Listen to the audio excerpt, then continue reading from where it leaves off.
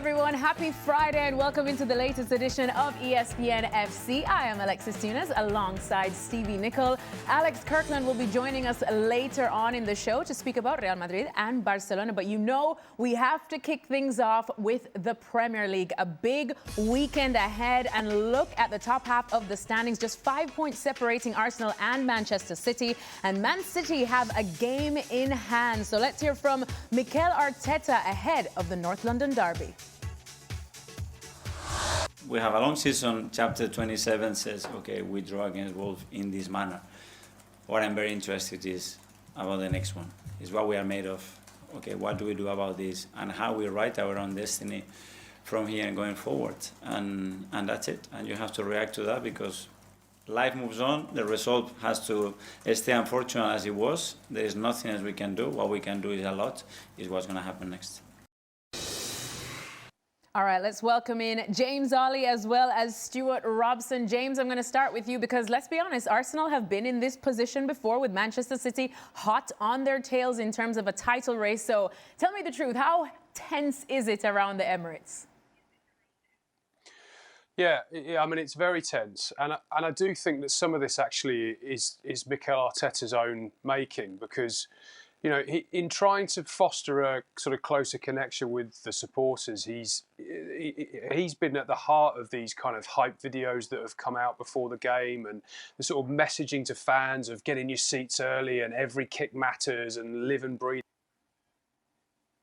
And while I understand what he's trying to do with that, obviously, as I say, trying to foster that connection, what it's doing is it's heightening the tension around every home game. And I think the unintended consequence of all this is that it's made them feel as though every moment is potentially decisive in the title race. And we're talking about a team that's been like this for probably about 6 weeks, sort of since the turn of the year, maybe even just before Christmas.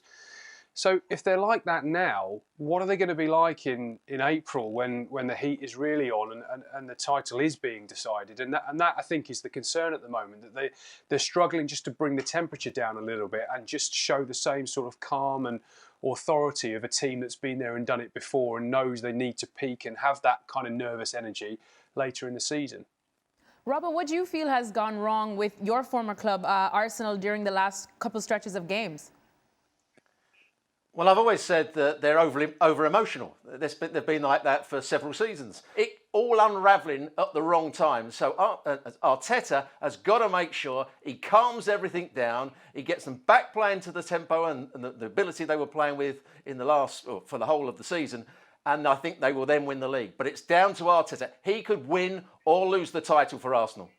All right, so question of mentality, Stevie. Of course, you're talking about the defence, but take us inside the dressing room. All those things that Robbo just said that Mikel Arteta needs to do. How does he get this done? Well, he has to take the air out the balloon, as you guys have been saying. You know, it's one thing at certain times during the season where a speech is good. It changes things, it lifts people, whatever it is, now and again. But I get the impression that it's a speech every week. And eventually that doesn't go anywhere. People stop listening. And all it does is put more pressure on. You know, I was lucky enough to play with a load of experienced guys who had won titles. And I couldn't believe the way they were acting 10 minutes before a game. They're all laughing and joking, and they're through in the players' lounge trying to figure out who won the last race at Ascot. You know, that's how you take the air out of the balloon. You make every single game become normal. Every single game has to be the same. It's got the same importance, it's got the same amount of points. It's about doing the same things. And to do that, you have to have a consistency. And right now, it seems to me that the noise is consistent and that is getting to the players. That's the biggest problem. I mean, even Kieran the other night, who's won a title at Arsenal, was talking about how it feels as though it's slipping away. Yeah. You're 5 points ahead. How can it be? I mean, that just seems to be the vibe coming from everywhere. Every fan, every player, the manager, the staff, everything coming out of Arsenal seems to be gloom and doom and things are slipping away, which is piling the pressure on game after game after game. Arteta has to take the air out the balloon and just get back to basics. James, you know Mikel Arteta very well. Of course, you've spoken to him a lot. You're very close to Arsenal there. Do you feel like these big speeches and all the things that you feel he's saying to the media as well, are they just wearing thin?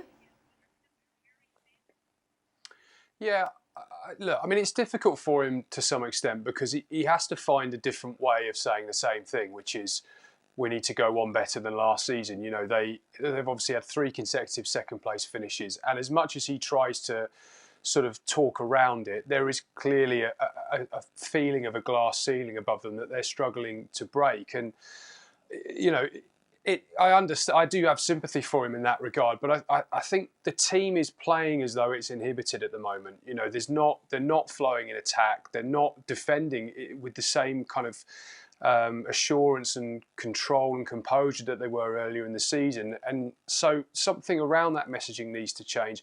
I also think they probably need to give up on the whole Victor Gyökeres situation because, you know, it's all well and good if the guy's not really delivering and you're defending so well that teams are not even getting shots away on your goal, and 1 goal or 2 goals is enough to win games.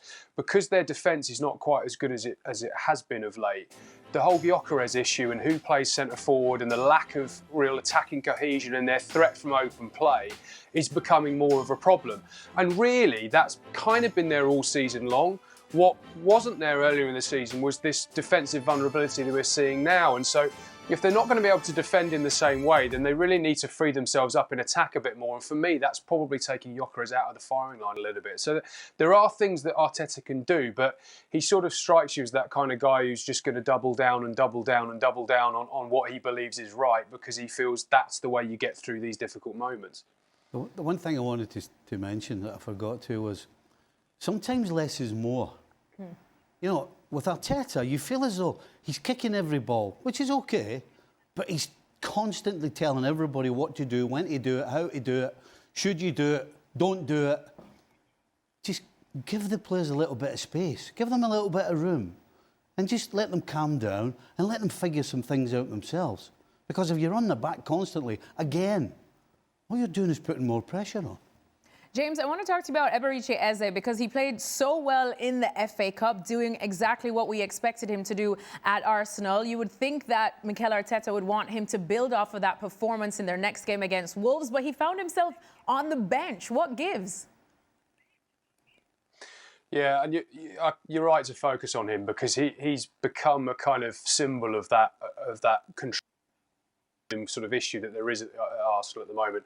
Look, I think the fact of the matter is he just doesn't trust him at the moment. I think he feels that, I mean, Eze started in a rare start in the league against Brentford and was taken off at half-time, and I was at that game, and you could see on the touchline that press box is quite close to the away dugout, and you could see he was getting into Eze sort of within half, not happy with the positions he was taking up, what he was trying to do with the ball. And for me, with Eze, there's a little bit of Grealish at City about it. It's sort of like they've almost taken a bit of the individual quality out of him because Arteta likes his teams to be so sort of shape-driven and sort of try and control matches and not free the players up to maybe not track a runner and stay in space, and if the ball turns over, suddenly they're in a more advanced position. And Eze sort of caught between wanting to be the player he is on instinct and the player that Arsenal are trying to coach him to be. And I thought a couple of times recently he's looked like he's trying to play like Martin Odegaard, which is not really what he does. He needs to be, you know, freer to just take players on and try and do sort of the unthinkable, the unpredictable, whereas obviously Odegaard is more of the tempo of the team and trying to get them playing and trying to get others into play. So he's become a kind of, a symbol of that frustration of, are they the team that they were last season, which is more about control, or are they the team that they were trying to be earlier this season, which is more direct, trying to get Gyökeres into play earlier and trying to be more unpredictable in the final third, which obviously was one of the reasons why they brought Eze in. Robert, what do you make of the Eze situation?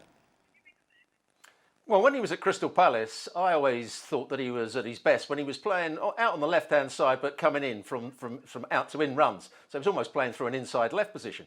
I never saw him as an out-and-out midfield player because, as James just said, when he's in those forward areas, he can take people on, he can pick out a pass, he can drift into open space, he's clever with his movement. When he's playing in central midfield, he's in the FA Cup, he's passed it really well. But Arteta, as James said, hasn't got trust in his defensive qualities. Now, if you put a player in midfield and you don't trust his defensive qualities, then you've got a problem. So you can say, why did they actually buy him? Because if you look at the wide players, you've got Martinelli, Trossard, you've got Madueke, you've got Saka in those wide areas. You've got the likes of Odegaard, I know he's injured, Rice in midfield, Mourinho who can make forward runs. So I thought he was surplus to requirements in the first place. He's a very good player, but at the moment Arteta doesn't trust him. And I'm not sure he's going to play that many games from now to the end of the season, not in the big games especially. Robert, what do you feel, or how do you feel about Bukayo Saka playing through the middle? I can understand it. He's a player that could play anywhere, I think, in the front areas of the pitch. He's somebody that can drift past people. He can get a shot away. He can see a pass as well. I think he's very clever. He can play little 1-2s. I've got no problems with him playing in the number 10 role. I think he'll do it very well, particularly as Madueke has come into the side on the right-hand side of the pitch and done well when Saka's been injured. So I've got absolutely no problem with that. I think he can create goals, he can score goals, and he can be a top player there. He's a top player anyway. Steve, if you're Eze, what are you thinking? How are you feeling watching all of this, especially seeing other players kind of playing out of position? How am I getting the game? That's what I'm thinking. I mean, as a manager, you don't always want to show your hand if you can help it. But Arteta, when he played Saka through the middle, he absolutely told Eze where he is. Yep. He's thinking, okay, can I play Madueke and Saka in the same game? And if I do, Saka's through the middle. If I'm Eze, I'm thinking, hold on a second, what am I supposed to do? Yes, it's the FA Cup, but he steps in the FA Cup, has two incredible passes, world-class passes, has a great game, and then he's sitting on his backside and Saka's through the middle. If that doesn't scream, I don't fancy you, it's written all over it. So again, Arteta, I spoke about Arteta trying to take the air out of the balloon, and I 100% agree with James. This is going to be down to Arteta's management. I've already said I think he doesn't know how to take the air out of the balloon, but he's also playing with his players' heads as well, because absolutely 100%. I'll be shocked if Ez is not sitting in the house right now thinking, I can have an extra couple of potatoes, because I ain't playing. I ain't playing against Spurs. That's exactly what you'd be doing. That's I know exactly you love what a couple of potatoes. It wouldn't be potatoes, it'd be something else, but I would probably be having it. A couple of cold ones. All right, well, it is the North London derby, so let's look at the other side of North London. James, talking about Spurs here, of course, a lot of eyes on this one because it will be Igor Tudor at the helm. But I have to ask you, how did they end up deciding on him as interim manager? Because I don't think he was on any of our radars. Yeah, well, this depends on who you talk to. My understanding is that Fabio Paratici was actually eyeing up Igor Tudor probably at the back end of last year, when there was a conversation internally about whether they would persevere with Thomas Frank. But there were a lot of internal politics going on at Spurs at the time, and Paratici was one of the co-sporting directors alongside Johan Lange, who had known Thomas Frank for about 20 years, dating back to their days in Copenhagen together. And Lange was really kind of all in on Frank, and there was a conversation at the time about, do we change or do we give him more time? To give him more time. Now, again, depending on who you talk to, Paratici didn't take that decision particularly well. He is obviously now no longer at the club. He's left and gone back to Italy. And Spurs have had to kind of own that decision. So if you follow that through, it does feel quite surprising that with Paratici no longer at the club, they see a guy who they were considering when he was still there. So it doesn't quite add up. And I have to say the sort of mood music behind the scenes and the way that they've tried to sort of brief and explain it hasn't really stood to reason. The one thing I would say is that there is data that suggests that when Tudor comes into a new club mid-season, every time he's done that, the points per game record has improved. There is data that shows that he can galvanise a team and get them playing quickly. But he's never managed in England. He's got, as he told us today, 13 fit senior players. It seems to be a hell of an arse to go and get a result against the league leaders first time out, even if the fans should be full square behind them being the North London derby. Yeah, well, Robert, we've had Kieran Gibbs on the show, and Kieran was saying that the biggest thing that strikes him about Spurs right now is just that they don't really have an identity at all. I know that you've watched Igor Tudor manage a lot, especially in Italy with Juventus and Lazio. So what should Spurs fans expect from his tenure? Well, they're going to be. They're going to work hard. They're going to be well organised. They're going to make sure they defend well all over the pitch. They'll have a structure defensively. I'm not sure how they're going to go from the attacking side of the play, but I think they will be structured. They will be better than they were under Thomas Frank because they had no sort of strategy, both defensively and in attack. And what they will get now is the fans right behind them. So it's a move that they had to make. Thomas Frank, it doesn't matter if he'd won 5 on the trot, the fans would never have got behind him. The club was going nowhere. The team were going nowhere. This is a massive game for Spurs. It won't be it won't judge Igor Tudor on this game. But what they will be is harder to beat, I think, for Arsenal. And it will be a much tighter game than it would have been if Thomas Frank was there. So hard-working, well organised, and I think they might go from back to front quite quickly in this game against Arsenal. Well, Robert said something interesting there about the Spurs fans once again getting back behind them. James, that seems like a very tall ask right now based on what the Spurs fans have had to contend with this season. What is the mood like on that side of North London? And do you see the fans buying into this, considering it is still just an interim manager? Yeah, the mood is awful. I mean, I was at the last, Thomas Frank's last games. It turned out to be a 2-1 home defeat to Newcastle. And I mean, it was toxic, not just aiming, obviously, their criticism at the dugout, but they were singing Mauricio Pochettino's name. They were jeering their own players at times. There's a real disconnect there at the moment. And, you know, without getting into the whole sort of last sort of 6-8 months at Spurs, obviously there's been a lot of Daniel Levy, the former chairman, was such a lightning rod for all the criticism that now he's not there, the fans are kind of turning that frustration in all directions. And it is going to be difficult for Tudor to galvanise them. And while they probably don't want to play the Premier League leaders in their first game, it is the one fixture that you can kind of guarantee you're behind you for. So from that point of view, it is a useful fixture to have first up for Spurs. But really what they need to see is what they feel they haven't seen up until now, which is, as Robbo said earlier, the basics. They don't really feel as though they've seen a team that can defend properly, and certainly one that doesn't seem to really know how to attack. So the bar is pretty low. Get them running, get them well organised and stay in the game, and that will be the key point. If they can just stay in the game against Arsenal, that will start to engender that belief, and the fans can really get behind something. But if they go behind early, you can just see it being potentially another very, very difficult afternoon for a group that are clearly lacking confidence and a bit of direction at the moment. Stevie, how does Igor Tudor go into this one? Because I feel like we can't truly judge him harshly on this one if Spurs do end up losing. But as James said, if they get thrashed like they did last time, things could get even more toxic. If and when they do get thrashed, because there's every likelihood they will. I mean, let's be honest. Yes, when the whistle goes, the fans will be behind them. Yeah.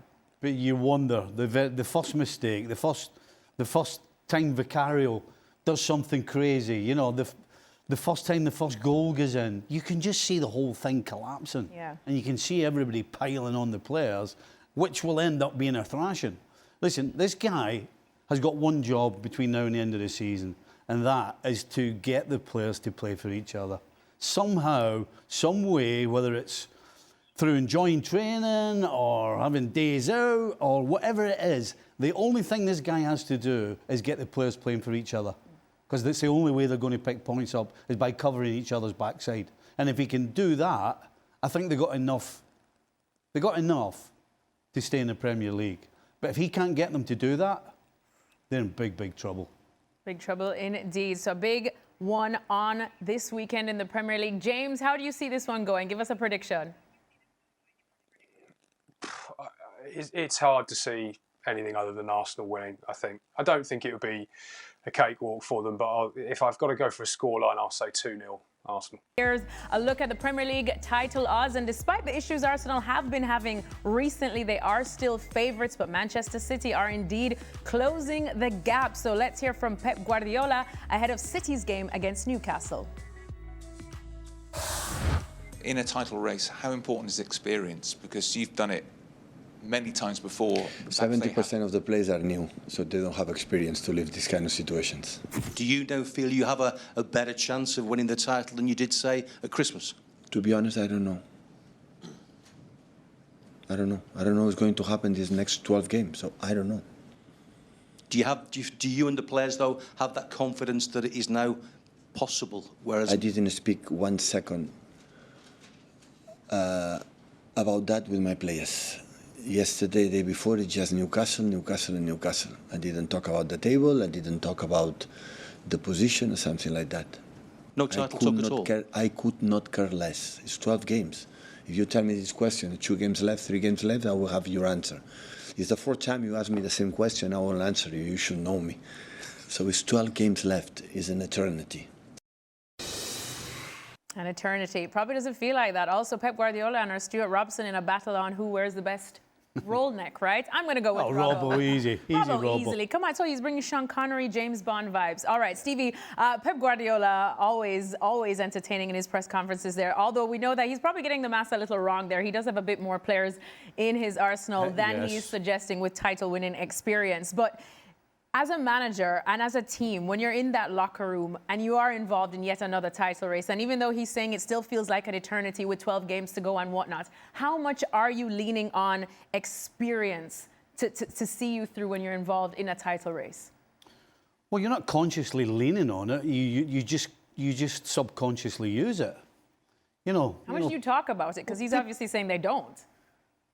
Well, all he's going to try and do between now and the end of the season, and while there's a title race, is take the pressure off his players. But actually, most of what he said is 100% true. It doesn't matter right now. You know, with 3 games to go, guys who've been through it, seen it, got a T-shirt, the lot, with 3 games to go, they might look at the league and say, right, we need to do this in this last 3 games. But right now, his team and his experienced players are just playing. They're preparing for the next game. And as a coach, the next game has to be exactly the same as the last one, and the one before that, and the one before that. And you make it an ordinary day, an ordinary game. It's about what we do well. It's about how we pass the ball. It's about how we defend behind. It's all about all of those basic things that you try and sort out in pre-season, and then you go through the season, and it gets you to the end of the year. That's when you maybe start looking at the table. And you start thinking about the title. Now, that's if you've already won it. And that's exactly what the Man City players are doing. And when I say, you know, the experience is not just about during the game. The experience is about the whole week leading up to the next game, where everything's normal, everything's treated the same. It's not a title race. We're not trying to do anything. We're not trying to win 6 and 8 or whatever. It's another game we have to win. And as we spoke about earlier, unfortunately for Arsenal, it's the opposite. Because they don't have the experience, they don't have the amount of winners. Certainly Premier League winners in their squad, they're not quite sure. Should we be doing something different? Should we change something? Should we have Wednesday off instead of Tuesday off? That's what's going on at Arsenal. At Manchester City, we're just trucking on, playing the next game and doing what we need to do. Robbo, what do you think? Absolutely. All you can do as the manager, and Pep Guardiola, I know he's a bit feisty in the press conferences, but he's saying the right things. All we can do is focus on the next game. You know, we'll win the next game. I'm looking at Newcastle. We've got to play well in that. I'll pick the right team for that, and then we'll worry about the next game after that. If you're challenging for lots of titles and lots of competitions in one season, it's exactly the same as if you're doing just the Premier League. They've got the Carabao Cup coming up, and he'll just say, right, we won't worry about that until that's the next game.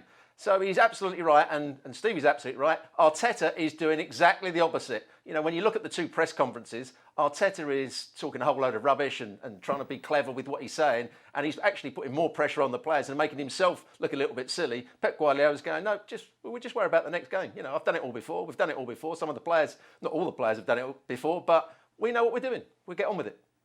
All right, a tale of 2 managers. Either way, both of them will be not exactly in action, but their teams will be in action in what is going to be an exciting Premier League weekend. And just to remind you that our show, ESPN FC, is on 7 days a week. Join us all through this weekend as we look back on all that enticing Premier League action. Well, another big topic this week was the racist abuse that Vinny Jr. said he received during Real Madrid's game at Benfica in the Champions League. Here's what Jose Mourinho had to say after. He said, "It happens in so many stadiums, always the same person. Something isn't right. I told Vinicius on the pitch, you score an otherworldly goal. Why do you celebrate like this?"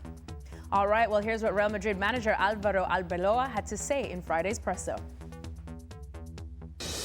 Cada uno, evidentemente, es libre de dar su opinión. Yo estoy dando la mía. Creo que Vinicius Jr marcó un auténtico golazo, un golazo en un campo pues, fenomenal, fantástico, y que celebró un gol, como hemos visto cientos y cientos y cientos de veces celebrar a muchos futbolistas a lo largo de la historia.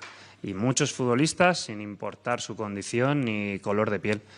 Y vuelvo a repetirme, no podemos poner a la víctima como provocador, no lo vamos a permitir. Yo en mi caso creo que es injustificable, creo que lo que está haciendo dentro del campo de fútbol desde que yo estoy aquí pues está siendo absolutamente sensacional, brillante, está decidiendo partidos, está marcando auténticos golazos, está echando el equipo a la espalda, es un jugador que pues ya no solo es desequilibrante, sino que quiere asumir esa responsabilidad dentro del equipo.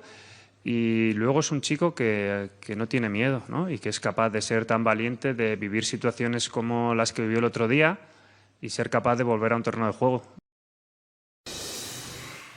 All right, our Stuart Robson is still with us, but Alex Kirkland is joining us for this chat. Alex, you were at that game, so what's been the reaction like in Spain since then?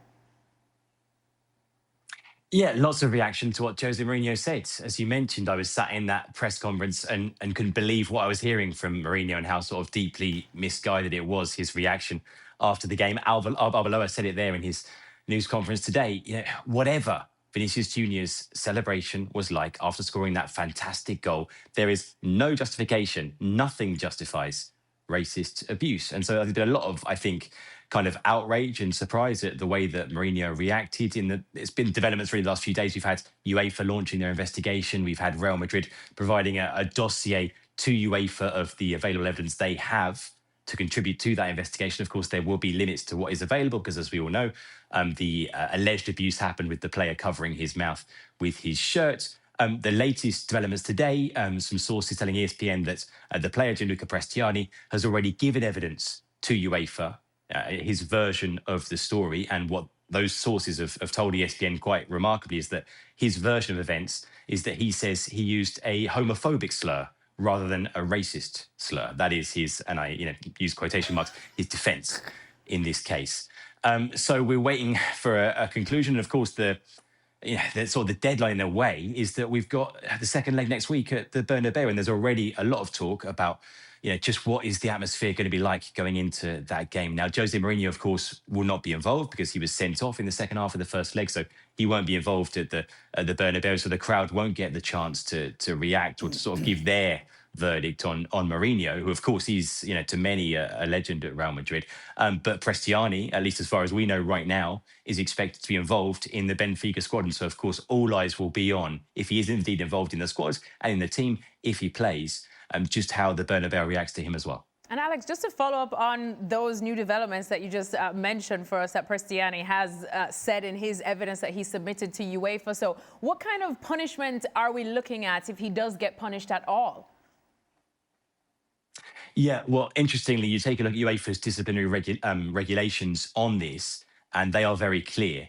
When it talks about racism, homophobia, any form of discrimination, essentially, the punishment is the same. UEFA talk about something like a 10-game ban or similar in those circumstances. And that would be the same whether indeed it was, in this case, racist abuse or homophobic abuse. So if that has indeed been Prestiani's defense, as ESPN has been told, that wouldn't necessarily make a difference in terms of the outcome, in terms of the punishment. Now, like I say, we're awaiting the conclusion of that inquiry and then for the findings of that inquiry to be made public. But potentially, yeah, like I say, we're talking about something like a 10-game ban or something similar. So potentially really quite I think it's hard to say what is an appropriate punishment for conduct like this. But certainly UEFA in recent years have started to take this kind of thing more seriously. As they should, so we can finally come out of the dark ages. But Alex, just following up on what Arbeloa had to say, because he has spoken so highly of Vinny Jr., and it's true that we have seen an improvement in Vinny Jr.'s form since he came in comparison to Xabi's tenure. Yeah, absolutely. We know that there was a big kind of breakdown in the relationship between Vinicius Jr. and Xabi Alonso that started last summer, pretty much straight away after Alonso arrived. There was a feeling from Vinny Jr. and from his camp that Alonso, didn't fully kind of believe in him and back him. And we saw Alonso putting Vinny on the bench in a number of games in different competitions, in La Liga, in the Champions League, even when available, when fully fit, something that never happened before. Arbeloa has taken a completely different approach. We've seen sort of the number one priority of Arbeloa since taking the job has been to get the key players back on side, make sure they're happy. And the number one, really, top of his list was to get Vinicius Jr. back and on form. And we're starting to see that. It's been a difficult season for him. Like I say, he was sort of in and out of the team under Arbeloa, hasn't always been delivering. But you look at the last few weeks, he's been scoring goals consistently, game after game. I think it's something like 3 games in a row in the games that he's been available that he scored. He scored that incredible goal against Benfica. Sorry, he scored that great goal in the Spanish Supercopa against Barcelona as well. So it feels like he's getting back to being the player that we know that he can be for Real Madrid. And so far, at least in that sense, I think Arbeloa has been successful in terms of getting Vinny back on board. Well, elsewhere now, let's shift focus to Real Madrid's rivals, Barcelona, because another Barca player is criticizing referees. Stevie's already chuckling after Rafinha did it earlier this week. Eric Garcia is speaking out on the La Liga refereeing. This is what he had to say. There are situations that we cannot control right now. We feel like the referees can disallow every goal we score. If they want to disallow it, they will do it. These are games in which we have entered a bit of frustration and we must reset. We know that decisions against us can come and we have to remain focused. All right, Alex. Well, this is a tale as old as time, whether it's Real Madrid or Barcelona picking fights with referees. So here we go again.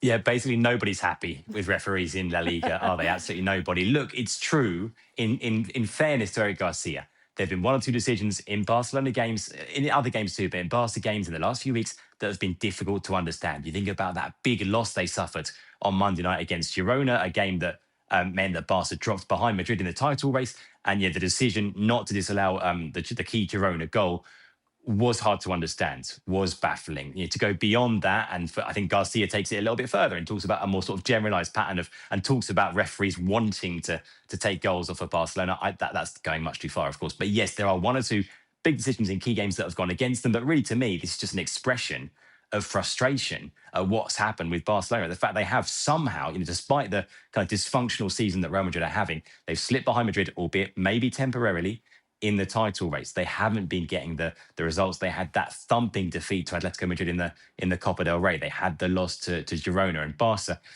They're not looking like the team that they were earlier in the season, and certainly not last season. I think that is really the context of this. It's frustration at what's going on with the team. There have been reports this week about Hansi Flick and the players kind of getting together for a team meeting to try and resolve some of these issues. There are other problems as well. They've been without Pedri. He's coming back, expected to play some part in their game this weekend. They were without Rafinha. He came back in the Girona game. So key players, both to what they do with and without the ball, haven't been there. So I think that's a big part of it as well. But there's no doubt, they're not happy about the way things are going right now. And I think what Garcia says there is just a bit of frustration at that more than anything. Stevie, you were chuckling before I even read what Eric Garcia had to say. Well, when you're losing, it carries no weight. A, when you're losing. B, when you're playing horribly and you deserve to get beat. There's no way you can turn around and start blaming referees. Listen, if you're creating chances and not getting penalties and decisions go against you and you're losing games that way, then there's not a person that ever kicked the ball is going to have a problem with it. But when you're just rotten, you're not producing, and then you want to turn around and stick all the blame on the referee, then nobody's going to listen to a word you say. Not a word. Robbo, even if you're frustrated, you would never just blame the referees, would you? Well, you can't be, and I'm not sure what game Alex was watching when he said the goal should have been disallowed, Girona's second goal. It was never a foul, he won the ball. Anyway, yes, you don't blame the referee, you don't keep having a go and making excuses. At the moment, Barcelona have got all their defensive structure wrong. Even though they're trying to play this hard line, they're doing it badly. If you play it well and you get the timing right, it's a good policy. But if you get it all wrong and they're making some bad errors, you're going to get beaten. You're going to give away many chances. And if you're not playing quite so well in the front areas, which they haven't done in the last couple of weeks, particularly against Girona, where I thought they were fairly poor. They didn't dominate the game as they normally do. You're going to get beaten, and it's nothing to do with the referee. Let me get it clear. Barcelona and Real Madrid get most of the decisions go their way over the course of a season because they're the teams that matter. So it's absolute rubbish from Eric Garcia. All right, well, let's remind you how things are looking in the La Liga standings, specifically in the top half. Remember, Barcelona dropped points last time around, so they find themselves playing second fiddle to Real Madrid, who are at the top of the table with 60 points, 2 points clear. Real Madrid play Osasuna away this weekend, while Barcelona will be trying to make up against Levante. Alex, surely no more points dropped this weekend with these fixtures. I think Barcelona, the one big thing in their favour is that game they've got right there, which is Levante at home. That's exactly the kind of game against the second bottom team in the table they would want to have to try and turn this form around. Real Madrid away at Osasuna is tricky. El Sadar is basically the most hostile stadium for Real Madrid to go and play at anywhere in Spain. Always has been. It's not an easy place for them. Osasuna at home, you'd give them half a chance. I think Madrid, probably the form they're in, like I say, Arbeloa are getting it together. Signs that they're starting to become a more reliable team. We saw that, I think, in the first 50 minutes against Benfica before Vini's goal and everything that happened after that. I'd expect Madrid to get the win. I'd expect Barca to get the win against Levante as well. So, yeah, I think certainly the Barca fixture is one they could really do with right now. So it's fallen rather kindly for them. Robbo, how do you see these two games going? Yeah, I think both teams will win. Real Madrid are playing much better than they were several weeks ago. They've got their confidence. They're getting some good results. As Alex said, some of their key players are playing much better now. Jude Bellingham's out the team, which I don't think is a bad thing for them because they've got better shape to their side. And I think Barcelona, despite not playing particularly well in the last 2 or 3 weeks, will beat Levante. I think that it's an odds-on win. All right, so both of them going for wins for Real and Barcelona. Now, Alex, before I let you go, we just want to remind everyone that we know you're an Arsenal fan, and you begged our producer to not have to talk about Arsenal on today's show. So the logical thing I made that is request, that we're going to now ask you about Arsenal and if they're going to bottle this title race. North London derby coming up, Spurs. How are you feeling overall? Yeah, here's what I'll be doing on Sunday. I'll be going up into the mountains outside Madrid where there's no phone reception. I'll be going for a walk in the woods, and then I'll come out just to take the result. And either you'll never hear from me again, or I'll come back down into town and I'll be happy. So let's see what happens. Oh, so he's dodged the question. He's rattled. He's rattled. Can we get an answer? I am definitely rattled. Surely you're backing your boys, though. No. You know, yeah. Look, I think I'm just scared. I'm scared. I think Arsenal will probably win, but I'm afraid. I'm afraid of even the remote possibility that, you know, the bottling is really happening. So I'm afraid. But yeah, I think Arsenal probably win, but not enough to not be terrified.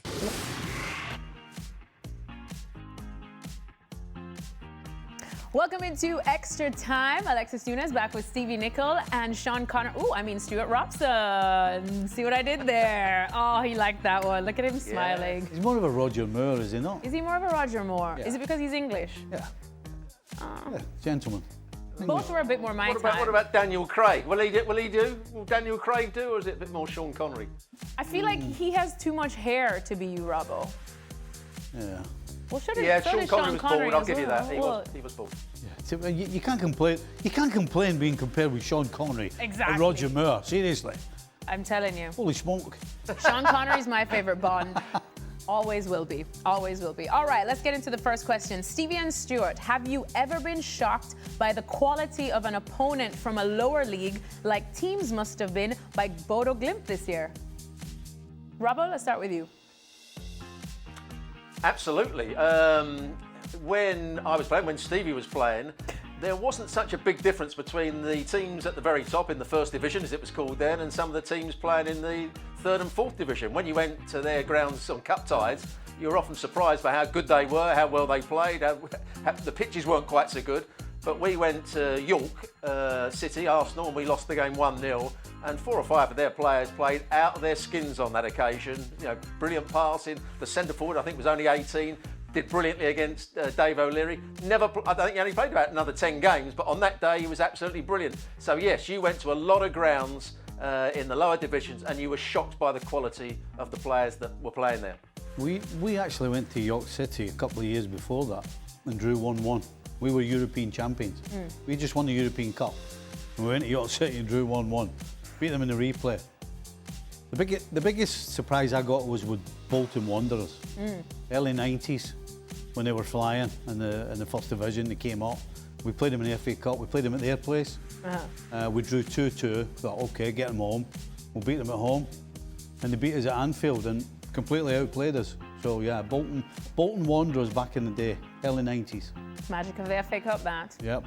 That's why you got to watch it on ESPN. Yep. Next question. Why are Palace and Glasner not parting ways? How will it affect the team performance? Well, I mean, I think he is leaving at the end of the season at least, but I suppose he's wondering why they're not parting ways any sooner. Robbo, what do you think? Well, it's a good job they got that result against Brighton, because there's always one team that come tumbling down the table, I always think, after Christmas. And it looked as though Crystal Palace could be that team. It might be Brighton now. But yeah, Glasner and Crystal Palace have fallen out. He's fallen out with the owners and the chairman, and they're keeping him for the moment. They know he's going to go at the end of the season, and I suppose they don't want to disrupt anything. Or they can't get the person in they want. So it's only a matter of time, and I think they've just about got enough to avoid being dropped into the relegation zone. So yeah, it's only a matter of time really before he goes. Stevie? Surely he just doesn't want to leave this crop of players. I think the fact that they won the FA Cup last year and the fact that they've been doing pretty well in Europe is the reason why the Glasner is still there. Because I think there's still... I'm sure a lot of the players will be upset that Glasner's leaving. They'll be upset they actually turned round when he did and told everybody. But I think there's enough respect between all of them, and I'm talking about the board as well. That's why it will work, because 9 times out of 10 this sort of situation doesn't work. Because generally when players know the manager's leaving, it's really tough to get the best out of them. Yeah, sad situation there. I love me some Crystal Palace under Glasner.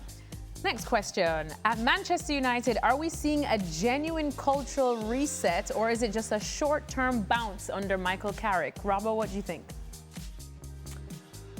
We can only tell whether it's going to be a change of sort of philosophy and a change of culture if he stays all the way to the end of the season and they get some very good results. But we've seen it before. We thought that on a couple of occasions, Manchester United had a good run. Oh, this is a change of culture. Yeah, they're doing well. You know, the manager's got it sorted out at last, whoever the manager was, but it's not lasted. But it shows that the players have got it in them. It shows the players can play with great intensity when they need to. They can play with great organisation when they need to. They can work as a team when they need to. It's up to them to continue this form under whoever the manager is, whether it's Carrick or somebody else next season. The players have shown that they can be good enough when it matters. Stevie, what do you think? Do you know, Man United right now are a great example of a team who are playing under no pressure. No pressure. That. I mean, we saw it under Ollie. As soon as Ollie took over, the same thing happened, and then as soon as he became the manager, the whole outlook changes. Now you have to. You know, it would be nice to is way easier than you have to. The difference in the pressure at Man United right now, playing 1 game a week with no pressure on you. I mean, they're making it look easy. Not quite as easy as making it look, but you 100% won't be able to tell till they get a proper manager. Did also Ruud van Nistelrooy? Stevie, did Ruud van Nistelrooey, when he was caretaker manager, he had success as well for the, I think, 3 games he was in charge. Yeah, he got the Leicester job. Again, no pressure. Because of it. So there's no playing football's dead easy when there's no pressure on you. Yeah.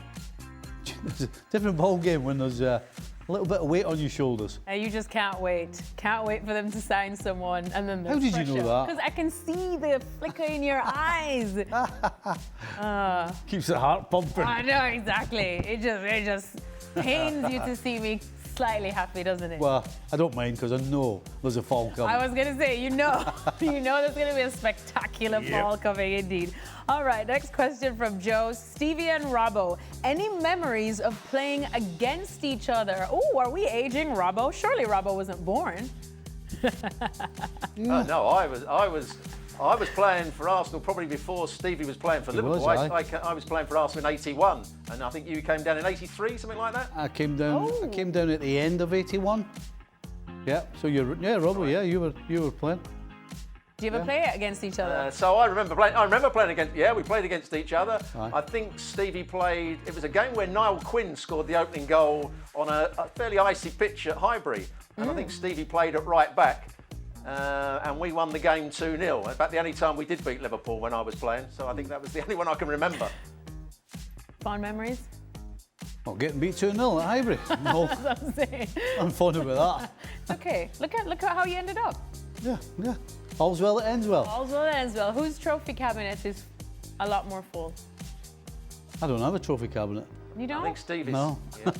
Where'd you put all your memorabilia, all your silverware? In the loft. Just collecting dust. Collecting dust. Oh, geez, Louise. I'll ask Steve. Can I ask Stevie a question? Go ahead. Did he play in Alan Hansen's testimonial against England? Because I played in that game. No, I didn't. Scotland were playing. We had a World Cup qualifier. So I never played in that game. I think was it Iceland? Yeah, I didn't play in the game. Yeah, because it was a sellout. I think we won the. Did we not win the FA Cup that weekend? No, you lost the FA Cup. No, you lost the FA Cup to Wimbledon we that did. weekend. Aye. Because Hansen was moaning, right? Because instead of being 43,000, so it used to be 43,000 was the capacity, and he was complaining. That wasn't. Well, he was complaining to Aldo because Aldo missed a penalty. So he was complaining to Aldo that it cost him 3,000 fans because there was only 40,000 turned up. So he blamed Aldo.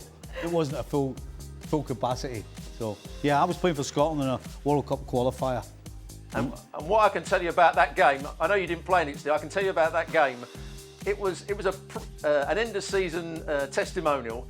It was one of the toughest games I had played in for a long time. Liverpool played at maximum intensity, 43,000 people there.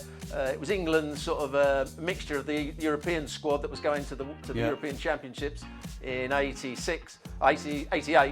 It was a really tough game and played at a high tempo, proper game of football. Well, it would be because you guys were going to Euros, so as you said, there'd be players there trying to get either in the squad or in the team.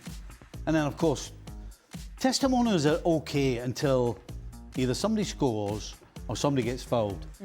And as soon as that happens, generally, whoop, it all lifts up because it's, hold on a minute. It all starts out all proper English gentlemen and cup of tea and yes, after you, Claude. But those two things, either a goal or a foul, changes it. And everybody's like okay. That. They get the face off and get the real one on. Get after it. Oh, the proper days of football, right? Yeah. All right, final question now. Robbo, should future World Cups take on the new Champions League format? There could be a group phase with 5 games per team, from which the top 16 teams move on to a knockout round, 1 versus 16. Stevie's had enough already. Who's saying this? No. There would be more matches. Is this Infantino or somebody? There would be more matches between juggernauts, plus smaller teams' fans would get more games. We need more games. I think the World Cup should be longer. I think the World Cup should be longer. I think Arsene Wenger, is behind it all. He wants 120 teams in the World Cup to play each other in a round-robin tournament, and you end up where you end up. So that's what I think Arsene Wenger wants, and that's what's going to happen if he wants it. But what do you think should happen? Bin that idea away. It should be left as it is. In fact, there's too many teams in the tournament already. They should cut the teams, but they're not going to because they want to get more teams in it. It's absolutely wrong that they've got so many teams in it. You're going to stifle the quality of the early rounds, I'm afraid. And the best thing is the reason why they do it. According to them, it's for the good of the game. To grow the game. To grow the game. Get us smaller teams a chance. Although you're no longer a smaller team, you've qualified directly, big man. And by the way, we want £1,000 a ticket as well. Oh, yeah. For the good of the game. For the good of the game. Yeah. Right. Expanded World Cup and Jamaica still hasn't qualified. What a time to be alive. Anyways, don't laugh at me, Stevie. Are you doing Olympics? We don't do Winter Olympics. Well, apart from bobsledding. There you go. But I don't know. No. All right. Just no. Anyways, make sure to join us on ESPN FC all weekend long. There's a lot on the line in the Premier League, and we'll be looking back at all of it and more on the show.